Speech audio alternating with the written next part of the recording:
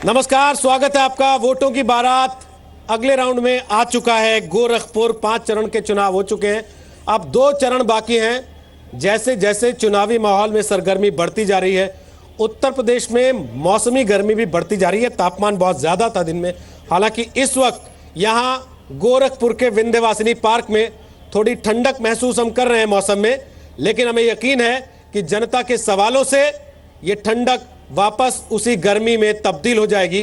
तो जोरदार तालियों के साथ स्वागत कीजिए गोरखपुर की जनता का, जो आज इस विंध्यवासिनी पार्क में वोटों की बारात कार्यक्रम का हिस्सा बनने के लिए हमारे साथ यहां आ जुटी है, शरीक हुई है। ऐतिहासिक शहर है गोरखपुर, धार्मिक नजरिए से भी, ऐतिहासिक नजरिए से भी गोरखपुर का बड़ा विशिष्ट स्थान है हिंदुस्तान में। गोरखनाथ के नाम पर इस शहर का नाम रखा गया था। राप्ती और रोहिणी नदी के संगम पर गोरखपुर बसा है और कुशीनगर में गौतम बुद्ध ने कहते हैं कि राजसी वस्त्र त्याग दिया था, और साथ ही भगवान महावीर की यात्रा से भी गोरखपुर जुड़ा हुआ है। और इस देश की आज़ादी की लड़ाई में गोरखपुर की जगह है वो किसी परिचय की मोहताज नहीं है। गोरखपुर का स्थान इस देश के इतिहास की किताबों में वैसे ही लिखा हुआ है। तो आज हमारे साथ गोरखपुर की जनता है और गोरखपुर के नेता हैं जो जनता के सवालों का जवाब देंगे। स्वागत करेंगे आज के इस कार्यक्रम के खास मेहमानों का। हमारे साथ 3 बड़ी पार्टियों के नेता मौजूद हैं और हमारे साथ एक थर्ड अंपायर जिसको कहते हैं, स्थानीय पत्रकार हैं जो उनकी नकेल भी कसेंगे, बीच में कहीं बताएंगे अगर तथ्यों में गलती होगी, चूक होगी तो उसको पकड़ेंगे। योगेश प्रताप सिंह, नेता बीजेपी, गोरखपुर में बीजेपी चुनाव प्रबंध समिति के सदस्य हैं। 2003-04 में गोरखपुर विश्वविद्यालय के उपाध्यक्ष रह चुके हैं और भारतीय जनता युवा मोर्चा में प्रदेश स्तर तक जिम्मेदारी निभा चुके हैं। स्वागत है योगेश प्रताप सिंह आपका आज वोटों की बारात में। कृतिनिधि पांडे हमारे साथ हैं, जोरदार तालियों के साथ स्वागत कीजिए। समाजवादी पार्टी के नेता का भी, पार्टी के समर्पित कार्यकर्ता हैं, प्रदेश के प्रवक्ता हैं और जिला उपाध्यक्ष से प्रदेश महासचिव तक वो जिम्मेदारियां संभाल चुके हैं, इनका भी स्वागत है। अशोक श्रीवास्तव हमारे साथ हैं, वो नेता हैं बहुजन समाज पार्टी के। छात्र नेता के तौर पर उन्होंने अपने सियासी करियर की शुरुआत की थी और लंबे समय से बहुजन समाज पार्टी के साथ वो जुड़े हुए हैं। और जोरदार तालियों के साथ स्वागत कीजिए सुजीत पांडे साहब का। वरिष्ठ पत्रकार हैं, पिछले 30 साल से पत्रकारिता से जुड़े हुए हैं, उत्तर प्रदेश के प्रतिष्ठित अखबारों में काम कर चुके हैं और पूर्वांचल की राजनीति पर उनकी अच्छी पकड़ है। मेरे सहयोगी विशाल पांडे आपके बीच में मौजूद हैं, स्वागत कीजिए विशाल पांडे का भी जोरदार तालियों के साथ। विशाल ही आपके पास आएंगे वो सारे सवाल जो आपके मन में कुलबुला रहे हैं वो पूछने के लिए, इसलिए विशाल के लिए थोड़ा और जोर से ताली बजाइए। वैसे आपको बता दें कि इस इलाके में पिछले चुनाव में 2012 में बीएसपी ने 4 सीटें जीती थी, बीजेपी के खाते में 3 सीटें थी, एक अन्यों के खाते में गई थी और एक समाजवादी पार्टी के खाते में गई थी। तो बीएसपी से शुरुआत करते हैं। आज बहुजन समाज पार्टी अगर इस बार बहुमत की सरकार यहाँ बनाती है तो निश्चित रूप से गोरखपुर में एक कृषि आधारित उद्योग का पूरा हब बनाने का प्रयास करेगी, क्योंकि पूर्वांचल का गढ़ गोरखपुर यहाँ पे बहुत ही पोटेंशियल वाला क्षेत्र है, जहाँ पर किसी आधारित उद्योग के न रहने के कारण यहाँ को लोग पलायन करके बाहर जाते हैं, देश के विभिन्न कोनों में जाते हैं और देश से बाहर भी जाते हैं। उनको रोकने के लिए, यहाँ रोजगार उपलब्ध कराने के लिए, यहाँ की आर्थिक सामाजिकता को दूर करने के लिए यहाँ पर कृषि आधारित उद्योगों की ज़रूरत है, क्योंकि यहाँ पर रॉ मटेरियल की पूरी तरह से उपलब्धता है, यहाँ मार्केटिंग है और यहाँ पर रोजगार, जो श्रम सबसे बड़ा यहाँ का साधन है और सस्ते में सुलभ है, उसका यहाँ पे उपयोग किया जा सकता है। और इसी कारण यहाँ पर जितने भी कृषि आधारित उद्योग हैं, जैसे वो राइस मिल हो, जैसे आपका क्या नाम है पेपर से संबंधित उद्योग हो, या यहाँ की जो शुगर मिले हैं, गन्ना मिले हैं, उनसे उत्पन्न होने वाले सीड़ा आज से जो फार्मास्यूटिकल्स के दवाइयों का जो उद्योग धंधा जो यहाँ से गुजरात में महाराष्ट्र में और जहाँ है, उसको गोरखपुर में केंद्रित किया जा सकता है, क्योंकि यहाँ पे ही उसका एक बहुत बड़ा मार्केटिंग गोरखपुर में दवाई के उद्योगों का है। और इस नाते आज पूर्वांचल उपेक्षित रहा है कृषि आधारित उद्योगों से और यहाँ के लोग बाहर जाने के लिए मजबूर होते हैं। हमारा पूरा प्रयास होगा कि इस बार अगर बहुजन समाज पार्टी पूरी तरह से सत्ता में आती है तो इस पर प्राथमिकता के आधार पे काम किया जाए। सर, इस सरकार से पहले भी आपकी सरकार रही है ना सर? नहीं, तो गोरखपुर के लिए आपने तब क्या किया था, बता दीजिए ना थोड़ा सा। उसके लिए सबसे पहले यहाँ पर जैसे रामगढ़ परियोजना थी, यहाँ पर 2 अरब पर्यटन की स्थिति से 2 अरब लोगों का ये रामगढ़ दाल में जंत विहार का जो आज उसका सुंदरीकरण हो रहा है, इस समय भी हो रहा है और उसके पूर्व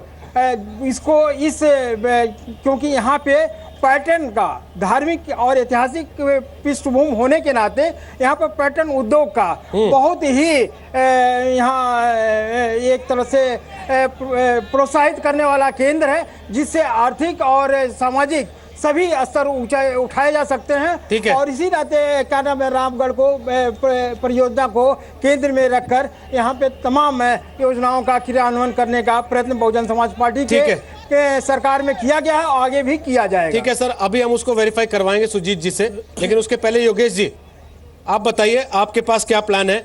आपको जनता ने विधायक चुन के दिए 3, उन्होंने क्या कमाया है और क्या किया जनता के लिए? बहुत बहुत धन्यवाद। 40 साल से लगातार है गोरखपुर में। अब बोल लेने दीजिए साहब। बोलिए। अभी जो आदरणीय अशोक जी कह रहे थे कि आप कृषि आधारित इस पूर्वी उत्तर प्रदेश की व्यवस्था को सुदृढ़ कराएंगे, तो रोहित जी मैं आपको बता देना चाहता हूं, यहाँ की जितनी चीनी मिलें थी, समाजवादी पार्टी और बहुजन समाजवादी पार्टी ने 100 करोड़ की चीनी मिलों को 1-1 करोड़ रुपए में बेच दिया था। ये क्या कराएंगे किसानों का विकास? अगर हमारी सरकार बनती है तो ये निश्चित तौर पर जानिए, किसान हो, नौजवान हो, महिलाएं हो, इन सबके लिए सबसे प्रमुख जो मुद्दा है गोरखपुर में वो सुरक्षा है, वो सुरक्षित रहेंगे। और गोरखपुर में सबसे बड़ी जो चीज दिया, समाजवादी पार्टी रही हो या बहुजन समाजवादी पार्टी रही हो, जब भी गोरखपुर के लोगों के ऊपर आतंक का साया मंडराया है तो हमारे इसी गोरखपुर के जनप्रतिनिधि सीना तान के खड़ा हुए हैं और आगे भी खड़े होते रहेंगे। हमारी सरकार अगर बनती है तो जो केंद्र के द्वारा धन दिए जाते हैं और उत्तर प्रदेश में आते आते बहुत पिछले 15 वर्षों से समाजवादी पार्टी और बहुजन समाजवादी पार्टी के शासन के कारण से उस धन को रोक दिया जाता है और भ्रष्टाचार के भेंट जो चढ़ जाता है, उस भ्रष्टाचार को समाप्त करके केंद्र के धन को जनता के बीच में सुलभ कराने का कार्य भारतीय जनता पार्टी करेगी। बोलिए सर, आप बताइए, आपकी तो सरकार रही है, आप तो ये भी नहीं कह सकते कि हमें मौका नहीं मिला। इस 5 साल में आपने गोरखपुर के लिए क्या किया? 2000 सुन लीजिए, उनका जवाब सुन लीजिए। 2012 में बताएंगे, फिर चेक कराते हैं किया कि नहीं किया। जब उत्तर प्रदेश के अंदर समाजवादी पार्टी की सरकार बनी तो विकास के तरफ उत्तर प्रदेश अग्रसर होता रहा है और गोरखपुर के लोगों ने 2012 में 1 सीट समाजवादी पार्टी के हिस्से में दिया था। गोरखपुर जनपद में 9 सीट है। इसको मैं स्वीकार कर रहा हूं कि 1 सीट समाजवादी पार्टी को मिला था। लेकिन जब जब उत्तर प्रदेश के मुख्यमंत्री आदरणीय अखिलेश यादव जी गोरखपुर उनका आगमन हुआ है, तब तक गोरखपुर को एक सौगात देने का काम उत्तर प्रदेश के मुख्यमंत्री ने किया है। पिछले दिनों उत्तर प्रदेश के अंदर जब उत्तराखंड नहीं बटा था तो रुड़की विश्वविद्यालय हुआ करता था। उत्तराखंड बटने के बाद उत्तर प्रदेश तकनीकी विश्वविद्यालय विहीन हो चुका था। उत्तर प्रदेश के मुख्यमंत्री आदरणीय अखिलेश यादव जी ने मदन मोहन मालवीय इंजीनियरिंग कॉलेज को विश्वविद्यालय बनाने का काम किया। एंसेफ्लाइटिस के सवाल पे सरकार गंभीर रही। एक बेड पे 3-3 बच्चे, 4-4 बच्चे सोते थे। 500 बेड का अस्पताल बनाने का काम उत्तर प्रदेश की समाजवादी पार्टी की सरकार ने मेडिकल कॉलेज के अंदर किया। गोरखपुर महानगर को 4 लेन से जोड़ने का काम समाजवादी पार्टी की सरकार ने किया। सूरजकुंड पे, नकहा ओवरब्रिज पे, चारों फाटक पे और देश के आजादी के 70 साल बाद रोहिन नदी पे जो कई 100 गांवों को कनेक्शन नहीं था, उस पर पुल बनाने का काम समाजवादी पार्टी की सरकार ने किया। इसलिए हम कहना चाहते हैं कि समाजवादी पार्टी जाति के आधार पे, धर्म के आधार पे राजनीति नहीं करती। समाजवादी पार्टी भेदभाव के आधार पे राजनीति नहीं करती। समाजवादी पार्टी के नेता आदरणीय अखिलेश यादव ने नारा दिया काम बोलता है, और उस काम बोलता है का अंजाम ये रहा कि उत्तर प्रदेश के सारे राजनीतिक दल आज सिर्फ विकास के सवाल पे बहस कर रहे हैं और तमाम राजनीतिक दल धर्म और मजहब की बात भी कर रहे हैं हमारे। ठीक, पांडे जी बताइए सर, कितना काम बोलता है गोरखपुर में समाजवादी पार्टी का?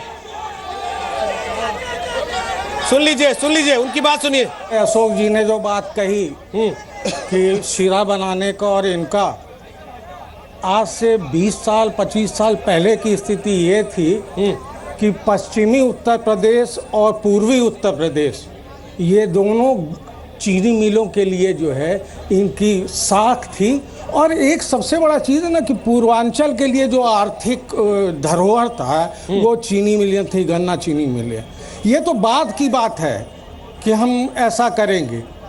वर्तमान में स्थिति ये है कि 15 चीनी मिलें हैं आपके पूर्वी उत्तर प्रदेश में, 11 चीनी मिलें बंद हैं और 4 चीनी मिलें जो है चल रही हैं, उसमें 2 नहीं के नाम पर कहने को चल रही हैं। तो सबसे बड़ा जो नुकसान, जो मूल मुद्दा है जिसके बदौलत पूर्वी उत्तर प्रदेश जाना जाता था, वो चीनी मिलें थी और दूसरा रेलवे का हेडक्वार्टर था। तो उस मुद्दे पर मैं नहीं जाऊंगा, लेकिन उसमें भी चले जाइए, उसमें भी वो भी हिसाब हो तो पूरा हो, दिल्ली और राज्य दोनों का हिसाब हो पांडे जी। हिसाब हो तो पूरा हिसाब हो, तो आधा अधूरा हिसाब करेंगे तो बीच को बीच में बोलना पड़ेगा। तो रेलवे बटा क्यों बटा ये भी बताना पड़ेगा, फर्टिलाइजर बंद हुआ क्यों बंद हुआ ये भी मैं आ रहा हूँ। पार्टी के 40 साल से सांसद मेयर है, तो काम क्यों नहीं हुआ, विकास क्यों हुआ बताना पड़ेगा। समीक्षा हो तो ईमानदारी से समीक्षा हो, यही समाजवादी है, यही असली समाजवादी चेहरा है। सम्मानित पत्रकार को नहीं बोलने देते हैं। मैं आ रहा हूँ। पूरा कीजिए अपनी बात को, फिर जनता से पूछ लेंगे ना वो क्या करें। बोलिए।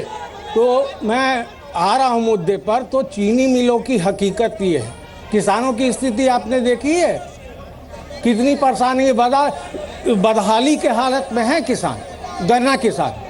और एक बार की बात नहीं है, एक सत्ता की बात नहीं है, मैं सीधे एक लाइन में जोड़ रहा हूं कि हर चुनाव में चुनावी वादे और चुनावी वादों के निभाने के नाम पर इस जमीन पर वादे हकीकत में नहीं आए, सिसकते रहे, सरकते रहे।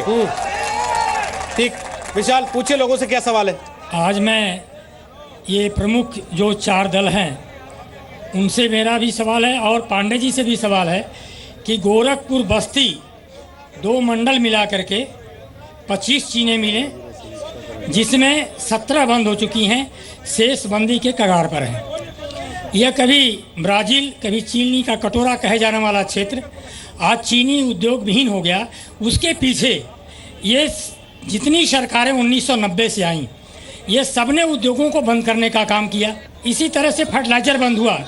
ये सारी चीज़ें जो हैं, आप Gangadheen Yadav director, 1 minute, Gangadheen Yadav director जिसमें 6 चीनी मिलें लोगों ने बंद किया। यहाँ पर जापानी बुखार इंसेफ्लाइटिस का मुद्दा सबसे बड़ा है, सबसे बड़ी समस्या है। ये इंसेफ्लाइटिस उन्मूलन का कार्यक्रम चलाते हैं डॉक्टर साहब। क्या आपके जापानी बुखार का कितना बड़ा मुद्दा है गोरखपुर में, क्या समस्या है? सब किसानों की बात कर रहे हैं, गन्ने की बात हो रही है, हब की बात हो रही है, विकास की बात हो रही है। मैं ये सिर्फ एक शब्द में एक चीज़ कहना चाहता हूँ, अगर विकास चाहिए तो पहले विनाश को रोकिए। अगर विकास चाहिए तो पहले विनाश को रोकिए। विनाश क्या है? 40 साल से एक 100% प्रिवेंटेबल बीमारी, 100% रोकी जा सकने वाली बीमारी एन्केफ्लाइटिस हर साल केवल पूर्वांचल में, जो कि 19 प्रदेशों में है देश के, केवल पूर्वांचल के 7-8 जिलों में हर साल मार रही है। हमारे सांसद जी हर बार इस मुद्दे को हर सेशन में उठाते हैं, बहुत मेहनत करते हैं, लेकिन बात सुनिए, मेरी बात सुनिए। मैं किसी की तारीफ के लिए नहीं आया हूं, जो हकीकत है बयान कर। पिछली सरकार कांग्रेस ने जितना कुछ किया उतना शायद किसी पार्टी ने नहीं किया, लेकिन सबको कटघरे में खड़ा करता हूं। मैं जनता हूं, मैं ही नेता को जनता हूं। अगर मैं न रहूं तो ये नेता नहीं रहेंगे। सर बताइए ना, ये तो केंद्र और राज्य दोनों को मिलकर करना था। आप लोग लड़ते हैं सर, कि सड़क का पैसा हमने दिया, ये कहते हैं सड़क हमने बनाई। आप कहते हैं मेट्रो का पैसा हमने दिया, ये कहते हैं मेट्रो हमने चलाई। सर ये बताइए ना, बच्चों की मौत की जिम्मेदारी लेने के लिए कोई आगे आता क्यों नहीं? डॉक्टर साहब के साथ, डॉक्टर साहब जब आंदोलन इस शहर में चला रहे थे तो हमारे परम पूज्य योगी आदित्यनाथ जी और नगर विधायक सहित हमारे सारे जनप्रतिनिधि, पूरी भारतीय जनता पार्टी डॉक्टर साहब के साथ जब हम विपक्ष में थे, कंधे से कंधा मिलाकर चले। सर कंधा तो मैं भी मिलाकर खड़ा हो जाता हूं। मैं कंधे सर बीमारी क्यों नहीं रुकी जब 19 राज्यों में बीमारी है, प्रिवेंटिव है, बचा जा सकता है उससे, तो यहाँ क्यों नहीं रुकती सर? डॉक्टर साहब ने जो उस समय प्रोग्राम दिया था कि ये जो बीमारी है बच्चों में पानी के कारण से है, और उस पानी के कारण वो जो बीमारी उत्पन्न होती है उसके लिए हमारी केंद्र सरकार ने, हमारे जल संसाधन मंत्री ने, स्वास्थ्य मंत्री ने, इन सब लोगों ने मिलकर पूर्वी उत्तर प्रदेश में जहां भी इंसेफ्लाइटिस की समस्या है, पानियों का परीक्षण और पानियों की जो बोरिंग है उसको नए हिसाब से करने का काम इंसेफ्लाइटिस से निपटने के लिए काम किया है। दूसरा चीज मना कर रहे हैं, शांत हो जाइए, मना कर रहे हैं सर। दूसरे लोग हैं, ऐसा नहीं होता ना सर, शांत हो जाइए। इनकी बात पे भी मना कर रहे थे, पहले इनकी बात पे भी मना कर रहे थे, देखा था आपने तब भी जी। पहले इनकी बात पे भी मना कर रहे थे कि गलत बोल रहे हैं, अब आपकी बात पे कर रहे हैं। बोलिए। दूसरी चीज, इंसेफ्लाइटिस वार्ड के लिए 150 बेड का special hospital, viral research centre, ये तमाम सारी चीजें केंद्र सरकार इस पिछले 3 वर्षों में दिया है। और जहां तक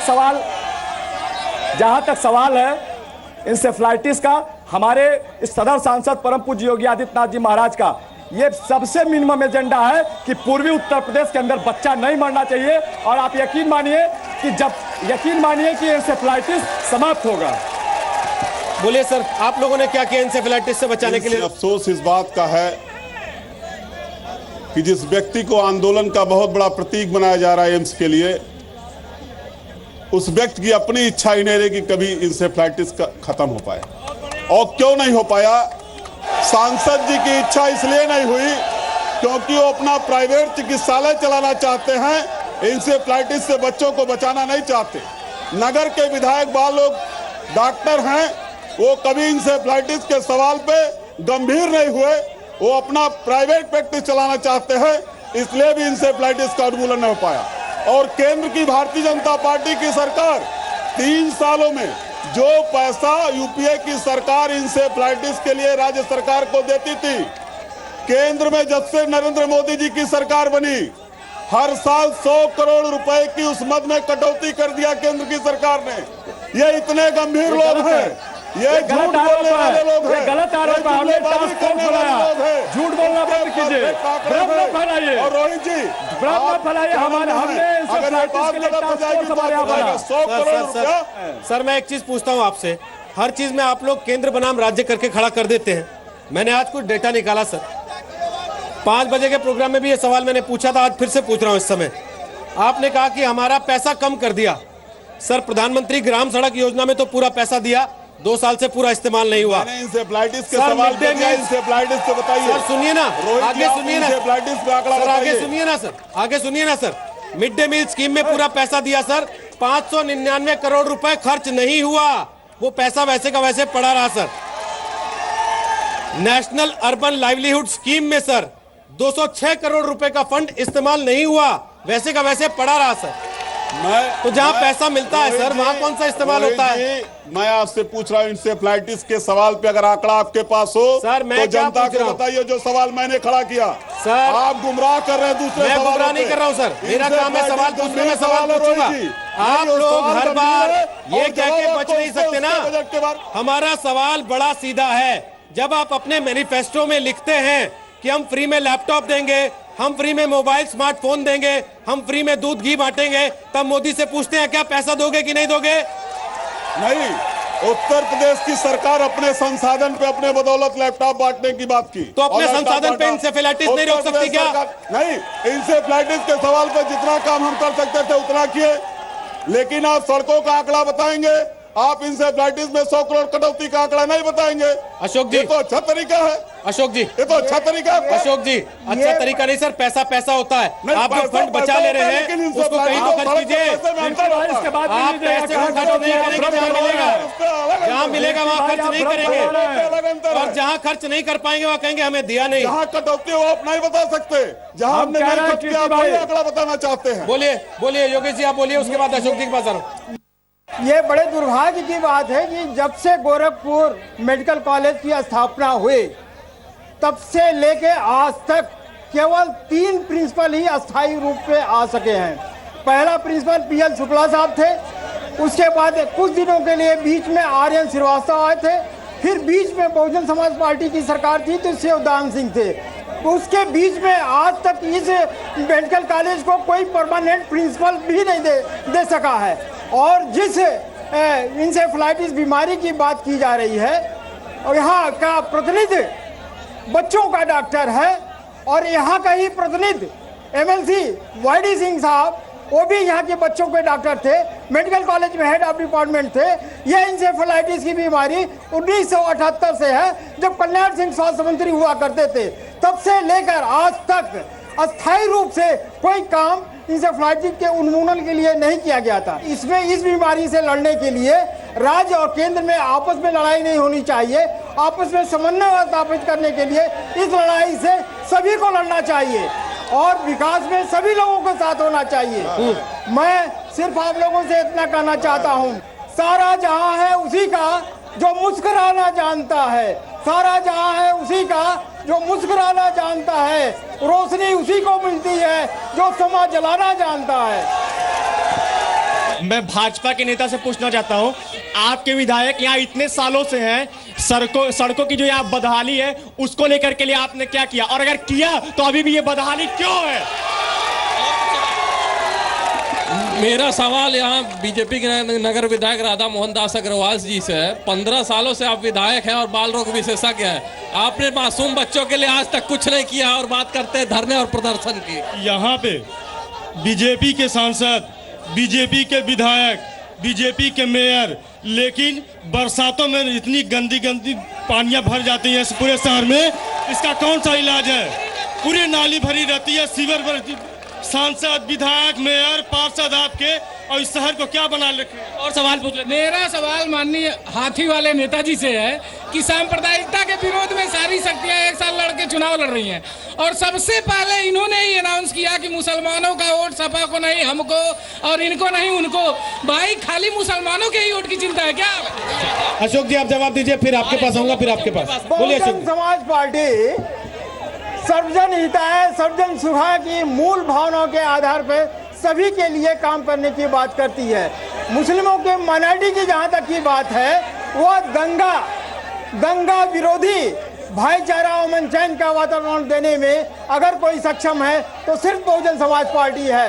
और इसका उदाहरण है कि जब तक बहुजन समाज पार्टी की सरकार रही है, कभी भी प्रदेश में कोई भी दंगा नहीं हुआ है। अगर कहीं से होने की गुंजाइश आई है, वो दंगाई जेल में नजर आए हैं। सर कितने मंत्री जेल में थे आपकी सरकार के? हमारे सरकार में जो भी मंत्री थे, कितने डॉक्टर मरे थे सर? जितने भी मंत्री थे सब निकाले गए, और उन मंत्रियों को, बहुजन समाज पार्टी से निकाले गए मंत्रियों को भारतीय जनता पार्टी ने स्वीकार किया है, समाजवादी पार्टी ने स्वीकार किया है। आप बताइए उनके अंदर कोई सर जिस मुख्तार अंसारी के लिए अखिलेश यादव अपने परिवार से लड़ गए, आप गले में माला डाल के ले आए अपनी पार्टी में। बताइए मुख्तार अंसारी की बात आप कर रहे हैं, वो मुख्तार अंसारी पहले बहुजन समाज पार्टी में थे, उसके बाद किन कारणों से समाजवादी पार्टी में गए थे, किन कारणों से उनके पास उनके मुखिया उनको रखे हुए थे। बात समाजवादी पार्टी में अखिलेश के स्टैंड करने की बात रही थी। अगर उनकी नीयत साफ होती तो निश्चित रूप से वो गायत्री प्रजापति के साथ और ददुआ के लड़के के साथ खड़े नहीं होते। आज बहुजन समाज पार्टी में जो भी रहता है वो अनुशासित रहता है। अब ये बताइए सर, मेयर आपका है, एमएलए आपका है, सांसद आपका है, बस ये लोग ही लगता है आपके नहीं है। ना इनको सड़क मिलती है, ना सड़क पे पानी भरने से निजात मिलती है, सब कुछ आपका है, तो कुछ तो इनको भी मिलना चाहिए था ना। हमारे ही जनप्रतिनिधि हैं जो मजबूती के साथ लड़के अपने अधिकार को लाकर गोरखपुर की जनता को मुहैया कराते हैं। पांडे जी, अगर 9 में से ही आपको एक ही विधायक देंगे तो इनको टूटी सड़कें ही मिलेंगी। नहीं, सवाल ही अगर नहीं 9 में पैदा से एक ही विधायक देंगे तो इनको पानी भरा झेलना पड़ेगा। कोई जी सवाल ही नहीं पैदा होता। प्रदेश की सरकार ने यहाँ के नगर निगम को पैसा मुक्त किया।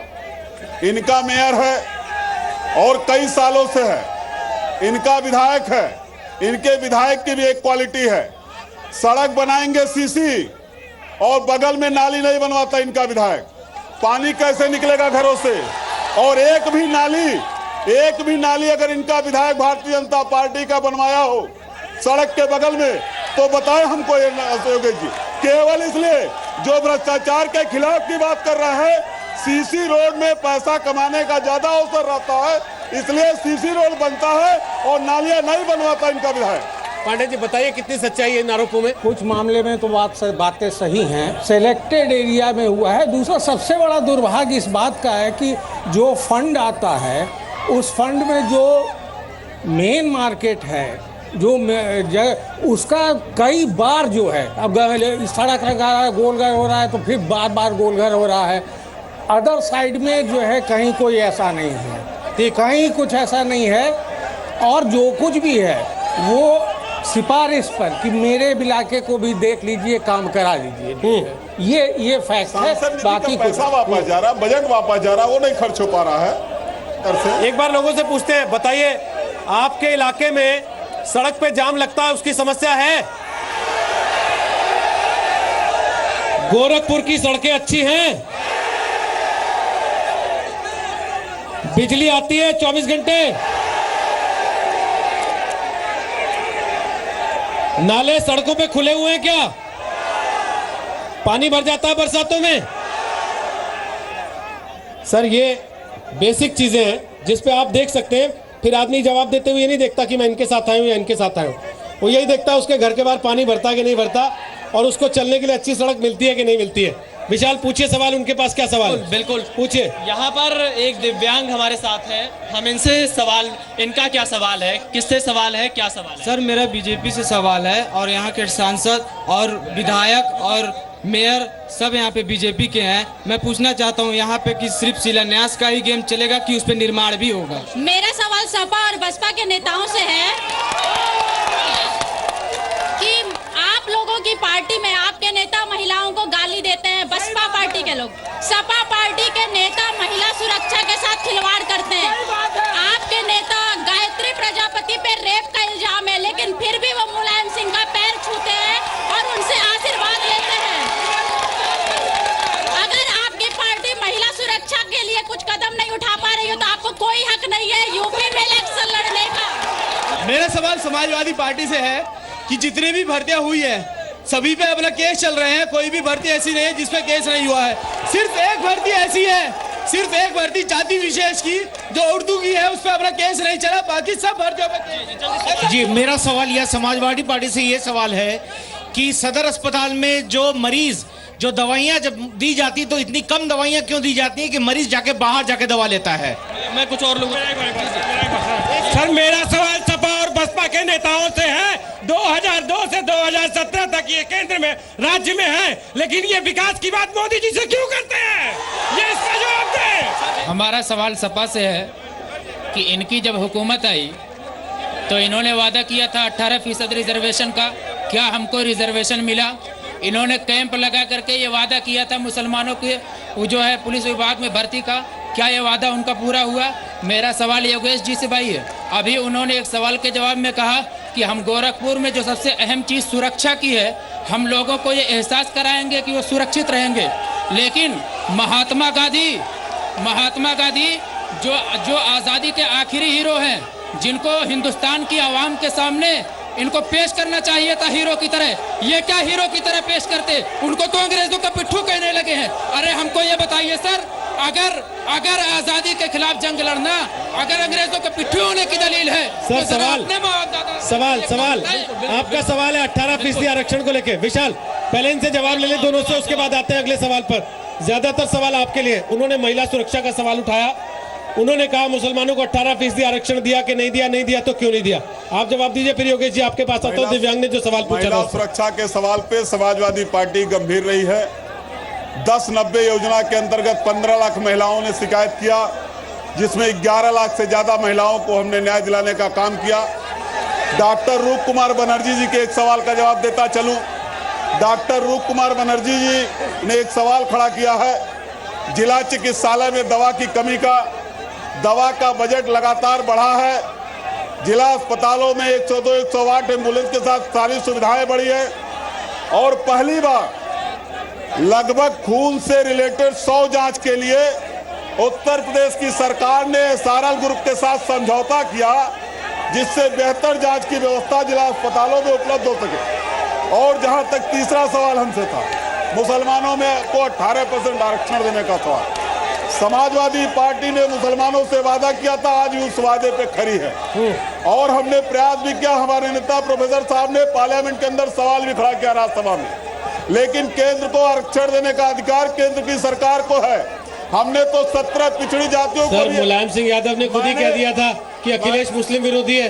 नहीं, मैं आपको जवाब पहले हमारे सुनिए, उसका भी जवाब दूंगा आपको। दे दीजिए, साथ ही जोड़ दीजिएगा। मुलायम सिंह यादव जी और पूरी समाजवादी पार्टी 18% आरक्षण के पक्ष में थी, केंद्र की सरकार को आरक्षण देना था। हम तो 17 पिछड़ी जातियों को भी विधानसभा से पास करके केंद्र के पास भेजे हैं। भारतीय जनता पार्टी की सरकार ने उन 17 अति पिछड़ी जातियों को दलित मानने से इनकार कर दिया। और जहां तक मुसलमानों को लाभ देने का सवाल है, उत्तर प्रदेश की सरकार अपनी सारी योजनाओं में उनको 20% से ज्यादा का लाभ देने का काम। ये कह रहे हैं हम तो करना चाहते हैं, आपकी केंद्र सरकार टांग अड़ा देती है हर चीज में। देखिए, ये तो सच है। अभी जो इनकी पहली बात का जवाब दे लूं, इन्होंने कहा कि दवाइयों का बजट बढ़ा। मैं मानता हूं बजट बढ़ा, लेकिन बजट इन उत्तर प्रदेश में जिस चीज का बजट बढ़ा, बजट ही बढ़ा और वो भ्रष्टाचार की भेंट चढ़ा। दवाइयां नहीं मिल रही हैं। सवाल कोई भ्रष्टाचार और सीबीआई आपके पास है, जांच सीबीआई समाजवादी आज जनता के बीच से सवाल आ रहा है। आप कह रहे हैं कि दवाइयों का बजट बढ़ा और जनता कह रही है कि जिला अस्पतालों में दवाइयां नहीं मिल रही है। बताया और जिला अस्पतालों में मैं जितनी आप ये कह रहे हैं कि बजट बढ़ा और जनता कह रही है कि दवाइयां नहीं मिल रही है। आज किसी पीएससी किसी सीएससी पर चले जाइए, किसी सीएससी पर चले जाइए, डॉक्टर नहीं मिलने वाले हैं। आप जांच के लिए चले जाइए, सदर अस्पताल के अंदर जांच नहीं होता है, डॉक्टर उसको बाहर लिखते हैं। और एक बात और जानकर आपको हैरत होगा भाई साहब, आपको एक बात और जानकर हैरत होगा कि उत्तर प्रदेश के अंदर, गोरखपुर के अंदर, चाहे थाने हो, अस्पताल हो, ये समाजवादी पार्टी के नेता चलाते हैं। जिसको समाजवादी पार्टी के नेता कहते हैं उसको दवा मिलती है और जिसको कहते हैं उसको दवा नहीं मिलती है। और जहां तक भाई ने कहा है, अभी एक भाई ने सवाल किया है कि हम लोगों के ऊपर नाथूराम गोडसे से जोड़ने का सवाल जो उन्होंने खड़ा किया है। हम लोग राष्ट्रवादी लोग हैं और हम लोगों के तमाम सारे बड़े नेताओं ने कहा है कि नाथूराम गोडसे से हम लोगों का कोई सरोकार नहीं रहा है, इसलिए भयभीत मत होइए। ये समाजवादी पार्टी और बहुजन समाजवादी पार्टी के लोग, समाजवादी पार्टी और बहुजन समाजवादी पार्टी के लोग अक़लियत को डरवाते हैं। आरोप प्रत्यारोप में मत पड़िए, लोगों के सवाल पूछना ज्यादा जरूरी है। पूछिए सवाल। विशाल, क्या सवाल है? प्लीज झगड़े नहीं, सवाल बताएं, अपना सवाल बताएं, झगड़ा ना करें। मेरा सवाल भारतीय जनता पार्टी से है। एम्स का वादा 2014 चुनाव से पहले, शिलान्यास 2017 के चुनाव से पहले, क्या बजट के लिए हमें 2019 के चुनाव का इंतजार करना पड़ेगा? बताइए, कैसे जवाब दीजिए। इससे पहले वो अगले सवाल पे जाए, आप जवाब दे दीजिए जल्दी से। जहां तक सवाल एम्स का है, भारतीय जनता पार्टी और मोदी जी में ही ताकत थी कि गोरखपुर जैसे छोटे शहर में एम्स खुल पाया। विशाल, अगला सवाल लीजिए। मेरा सवाल समाजवादी पार्टी से है। बिना छीने जब तक से मैं पूछना चाहता हूं, आप जान रहे हैं कि हम लोग कर्मचारी हो गए हैं बड़ी अच्छी तरह से, है? चुप रहिए आप लोग। 2014 में जब लोकसभा के चुनाव आए थे तो आप ही के प्रधानमंत्री नरेंद्र मोदी साहब और डॉक्टर राजनाथ सिंह इसी विश्वविद्यालय के पढ़े हुए वेद कहे थे, उनके एजेंडे में था कि हम 2004 के बाद वालों को पेंशन, पुरानी पेंशन बहाल करेंगे। आप पुरानी पेंशन का मुद्दा हमारे हर प्रोग्राम में उठ रहा है, न राज्य सरकार के पास जवाब होता है न केंद्र के पास। क्यों? 2004 में एक पेंशन स्कीम बंद की गई थी। जब इस देश के अंदर पेंशन लागू हुआ था तो उसका विरोध हुआ था। उससे एक अच्छी स्कीम केंद्र ने दिया और राज्य सरकार उत्तर प्रदेश की जो समाजवादी पार्टी सरकार है वो तो पिछले चुनाव में कही थी कि हम केवल गुमराह कर रहे, केवल गुमराह कर रहे, जुमलेबाजी, झूठ, ये धोखा। प्रदेश सरकार ने तो कहा था कि हम जो राज्य में पेंशन लागू करेंगे। उत्तर प्रदेश जनता जवाब देने के लिए तैयार है योगेश जी, समझ जाइए। नहीं, हम संभले हुए हैं। भारतीय जनता पार्टी को दिल्ली ने जवाब दिया, भारतीय जनता पार्टी को बिहार ने जवाब दिया और भारतीय जनता पार्टी को उत्तर प्रदेश भी जवाब देने के लिए तैयार है। चलिए, माहौल में बहुत गर्मा गर्मी हो गई है। मुझे लगता नहीं कि हम इस कार्यक्रम को आगे चला पाएंगे। अगर आप लोगों को नारे लगाने हैं तो पहले आप आराम से नारे लगा लीजिए। अगर आप लोगों को केवल नारे लगाने हैं तो आप नारे लगा लीजिए, फिर खत्म कर देते हैं कार्यक्रम को यहीं पर। तो थोड़ा पीछे हो जाइए। जो व्यक्ति आपके पास आ रहा है सवाल पूछने के लिए आपका, उसे कम से कम इतना मौका दीजिए कि वो आपका सवाल वहां तक पहुंचा सके। अगर आप लोग ऐसे पोस्टर बैनर लेके क्रिकेट मैच की तरह आगे चले आएंगे तो बात नहीं बन पाएगी। ये प्रोग्राम आपके लिए हो रहा है। पीछे हो जाइए प्लीज, पीछे हो जाइए, पीछे हो जाइए बिल्कुल। ये साथी जो, अरे भाई कीर्ति भाई रोकिए, आपके सब लोग हैं। राजू जी, नारा लग रहा है आपका तो अच्छा लग रहा है भाई। मैं आप सभी साथियों से अनुरोध कर रहा हूं कि आप इस कार्यक्रम को होने दें। गोरखपुर जो तमीज और तहजीब के लिए जाना जाता है, उसकी संस्कृति को आप लोग बनाए रखें। सभी साथियों से अनुरोध है कि आप लोग अपने स्थान पे बैठ जाएं प्लीज। राणा राहुल सिंह के जो समर्थक है उनसे भी मेरा अनुरोध है। ये जो राणा राहुल सिंह के साथी हैं, आप सबसे मेरा अनुरोध है कि अगर आप लोग कुर्सियों पे बैठ जाएंगे तो बहुत से सवाल और जवाब होंगे। जब आप इस तरीके से हल्ला करेंगे तो आप विधायक के खिलाफ भी सवाल नहीं खड़ा कर पाएंगे। इसलिए हम आपसे अनुरोध कर रहे हैं कि आप लोग बैठ जाइए प्लीज। सभी साथियों से अनुरोध है कि अपने स्थान पे बैठ जाएं। सभी साथी बैठ जाइए, बैठ जाइए आप लोग प्लीज, बैठ जाइए, बैठ जाइए सभी लोग, सभी लोग बैठ जाइए प्लीज। आप शुरू कर रहे हैं प्रोग्राम वापस। अगर आप लोग बैठ जाएं तो हम प्रोग्राम वापस शुरू कर रहे हैं। शुरू कर दें, शुरू करें। आप लोग अपना झगड़ा ही नहीं सुलटा पा रहे तो क्या शुरू करें? बस कीजिए ना। ठीक है विशाल, वापस शुरू कर रहे हैं। पहले पीली शर्ट वाले सज्जन से और ये जैकेट वाले भाई साहब से एक सवाल ले लीजिएगा। मैं ले लेता हूँ, ठीक है। पहला सवाल, अब पहले सवाल पूछने दीजिए, अब सवाल पूछने दीजिए। चलिए वापस शुरू कर रहे हैं। सवाल लाइन में पहला सवाल आपका क्या है? आरोप प्रत्यारोप में नहीं पढ़िए, केवल सवाल पूछिए, सीधा सवाल पूछिए।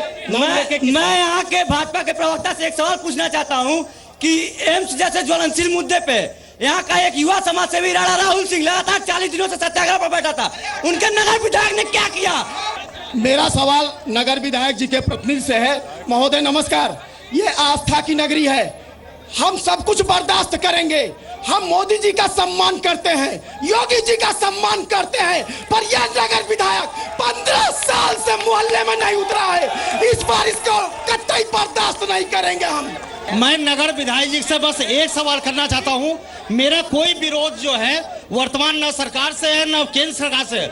वो वोट मांगने के लिए किसी कॉलोनी में जाते क्यों नहीं है? इतने एरोगेंट क्यों हो गए हैं? 15 साल से एरोगेंट हो गए।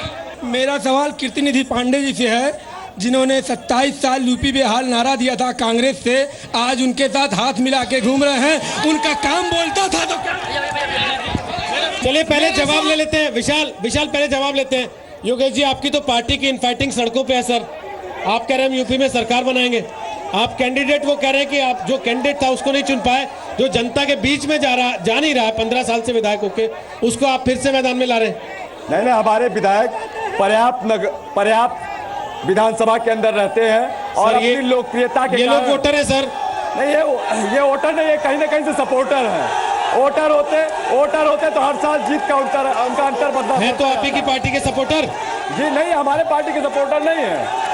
ये हमारी पार्टी का जो मोदी अनवरत हर चुनाव में उनका परसेंटेज बढ़ता है, इनका नहीं है।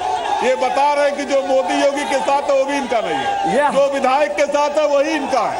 आपसे भी उन्होंने सवाल पूछा, काम बोल रहा था तो गठबंधन की जरूरत क्यों पड़ गई आपको? उत्तर प्रदेश के मुख्यमंत्री ने बहुत स्पष्ट रूप से कहा था कि समाजवादी पार्टी अपने दम पे सरकार बना लेगी, लेकिन उत्तर प्रदेश के अंदर कांग्रेस से गठबंधन हमने सिर्फ इसलिए किया कि केंद्र की जुमलेबाजी करने वाली सरकार को, जनता को धोखा देने वाली सरकार को सत्ता से कोसों दूर कर सके और उत्तर प्रदेश में 300 के पार जाके सरकार बनाने का काम करे। सर अखिलेश जी तो अखबार को इंटरव्यू में कह रहे थे घर में झगड़ा हो गया वरना गठबंधन ना करते। नहीं, कहीं नहीं कहे। उन्होंने द हिंदू को इंटरव्यू दिया सर, कभी नहीं कहे। उन्होंने कहा अगर झगड़ा नहीं हुआ होता तो ये परिस्थिति नहीं होती, हमें गठबंधन नहीं करना पड़ता। उन्होंने कहा कि सरकार हम अपने दम पे बना सकते थे, गठबंधन 300 के पार जाने के लिए किया। विशाल सवाल पूछिए, किसके पास सवाल है? दोबारा मैं सवाल पूछिए। 5 वर्षों में सपा ने ऐसा कौन सा काम किया है गोरखपुर के लिए जिससे जनता को सुरक्षा, महिलाओं को सुरक्षा और युवाओं को रोजगार? ये FIR होता है, मुजरिम अपना जुर्म कबूल कर लेता है, लेकिन सपा के विधायक का टेलीफोन आ जाता है और उसको उठा ले जाते हैं, कहते हैं मुजरिम काम नहीं करता। मेरा सवाल भारतीय जनता पार्टी के प्रतिनिधि से है। इनके नेता अमित शाह कहते हैं कि जैसे ही हमारी सरकार यूपी में बनेगी, ठीक रात को 12 बजे सारे यांत्रिक कत्लखाने बंद कर दिए जाएंगे। हमें बता दें कि कितने ऐसे स्टेट हैं जहां इनकी सरकार और इन्होंने कत्लखाने बंद कर दिए हैं। जवाब आप बताइए, उसके बाद आप बताइएगा कानून व्यवस्था पर। उनके सवाल का जवाब दीजिए, फिर कानून व्यवस्था पे आपके पास बोले। हमारे राष्ट्रीय अध्यक्ष जी ने जो कहा है वो करके दिखाएंगे। ये चुनाव उत्तर प्रदेश का हो रहा है, उत्तर प्रदेश में सारे यांत्रिक कारखाने बंद होंगे। सर MP में बंद होगा क्या? उत्तर प्रदेश के अंदर चुनाव हो रहा है, उत्तर प्रदेश में हमारे संकल्प पत्र में है, पंजाब में उत्तर प्रदेश में सारे यांत्रिक कारखाने बंद होंगे। बोलिए सर, आप क्या बोल रहे थे? ये भारतीय जनता पार्टी के लोग सिर्फ झूठ बोलते हैं। हिंदुस्तान के अंदर मध्य प्रदेश, राजस्थान, छत्तीसगढ़, महाराष्ट्र, पंजाब में इनकी सरकार रही है। एक भी राज्य में यांत्रिक कत्लखाने बंद नहीं हुए। केवल चाहते हैं। और जहां तक कानून व्यवस्था का सवाल है, उत्तर प्रदेश की सरकार ने पूरे ईमानदारी से काम किया। डायल 100 हमने दिया दुनिया की सबसे अच्छी तकनीक। जो दरवाजे पे डायल 100 करिए, आपके दरवाजे पे आपकी सुरक्षा के लिए पुलिस जाएगी। ये व्यवस्था उत्तर प्रदेश में थानों पर FIR नहीं लिखा जाता है। अगर समाजवादी पार्टी में उत्तर प्रदेश में थानों पर FIR नहीं लिखा जाता है, समाजवादी पार्टी का कोई नेता उसको पैरवी नहीं करता है। सारे थाने समाजवादी पार्टी के नेताओं के नाम से अलर्ट है। SP इस गोरखपुर में SP आतंक फैलाता है। यहाँ पर एक शैलेंद्र सिंह थे, उनको SP जाकर जिस प्रकार से उसका फोटो वायरल हुआ था, यहाँ पर अगर दरोगा किसी समाजवादी